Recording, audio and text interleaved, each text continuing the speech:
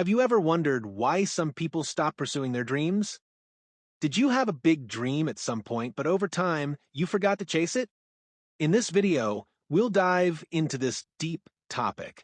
Why do we forget our dreams? And how can we reignite that passion and drive once again? Let's explore this important subject together. Ever have that? Wake Yeah. up and there's this awesome dream just kind of fading away, Mm, and then like, poof, it's gone. yeah, It's Yeah. so frustrating. absolutely. It happens all the time. Happens to everyone. Why is it so hard to remember our dreams? That's what we're going to dive deep into today. Yeah, try and figure that out. Unlocking the mysteries of those, The mysteries of the sleeping mind. Exactly. So we've got some fascinating sources to pull from today, some cutting-edge research on the science of dreaming. Right. We're going to look at what dreams actually are like when they happen, and then all the reasons they seem to vanish like smoke.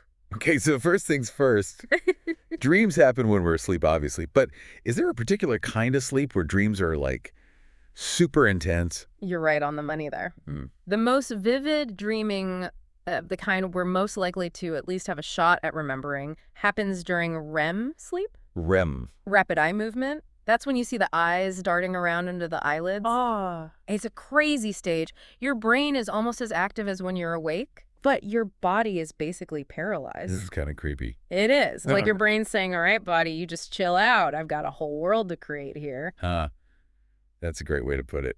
And this is where things get tricky because we know sleep is crucial for memory. Right. Consolidating everything we learned and did during the day. So why doesn't that apply to dreams? I mean, if they're happening during sleep, why don't we remember them better? The key here is how our brains handle these different types of experiences. Okay. REM sleep may be prime time for dreaming, but the brain isn't necessarily in record mode for these events. Interesting. So it's not prioritizing dream storage the same way it does, for, say, like what I had for breakfast. Exactly. Our brains seem to treat dreams and waking experiences very differently when it comes to memory. Okay, so let's get into the nuts and bolts of it, the neurology. Mm. What's actually going on in our brains that prevents those dream adventures from sticking around? Well, if you look at brain activity during REM sleep, some key players behave a little differently. Like which ones? Like the hippocampus and the cerebral cortex. Oh, yeah, those are like the superstars of memory, Yeah, right? totally. They're crucial for forming and storing memories when we're awake. Right. But during REM sleep, they're not doing their usual thing. So it's like they're taking a break while the dream's going on. Kinda. It's almost like the brain prioritizes the experience of the dream itself over actually saving it for later. So we get to have the dream, but we don't get to keep it. Pretty much. It's like watching an amazing movie, but then someone hits a delete button right after. Wow. So annoying. Uh, Okay, new question. Do our emotions have anything to do with whether we remember our dreams? Like if I have a really stressful dream or a super happy one, does that make it more likely to stick?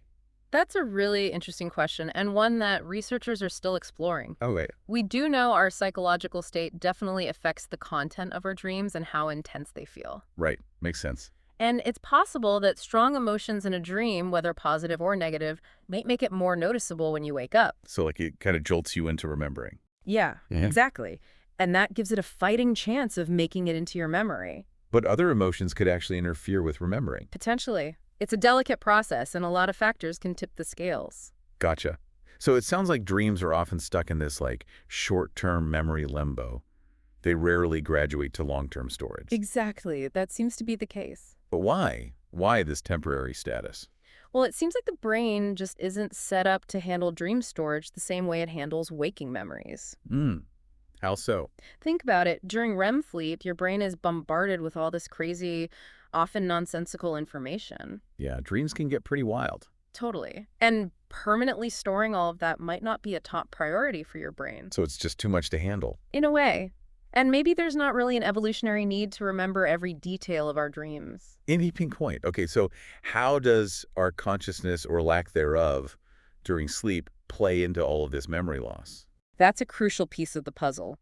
Because we're not fully conscious during REM sleep, our brains aren't really paying attention to the dream in the same way we would when we're awake. It's like we're watching the show, but we're not really engaged. Right. And that lack of focused attention makes it harder to encode the memory. Makes sense. Yeah. And what about that moment of waking up? Does that play a role? Absolutely. That's actually a critical window. Like how so? If you don't actively try to grab hold of the dream as you're waking up, those fleeting memories will just vanish. Like they evaporate. Exactly. It's like trying to catch smoke. It's hard. It is. Those first few seconds after you open your eyes are key. If you want to remember a dream, you got to focus on it right away. So basically, we're fighting an uphill battle here. Our brains aren't really designed to remember dreams. In a nutshell, yeah. Okay, so to sum up this dream, amnesia seems to come down to a few key things. The way our brains process information during REM sleep. Right. Different activity patterns in those key memory areas. The influence of our emotions. The tendency to store dreams in short-term memory. And our lack of awareness during the dream, plus that crucial moment of waking up. You got it. It's a whole constellation of factors that make dream recall so elusive. It's like a perfect storm of forgetfulness. Exactly. And yet somehow, we still manage to remember some dreams. That's true. Maybe there's hope for us yet. So for those listening, next time you wake up with a dream fading, try to hold on to it. Just for a few seconds, focus on those fleeting images and feelings. See if you can pull it back from the brink. It's worth a shot. You might be surprised at what you can remember. And hey, maybe even keep a dream journal by your bed. Jot down those fragments before they disappear. That's a great idea.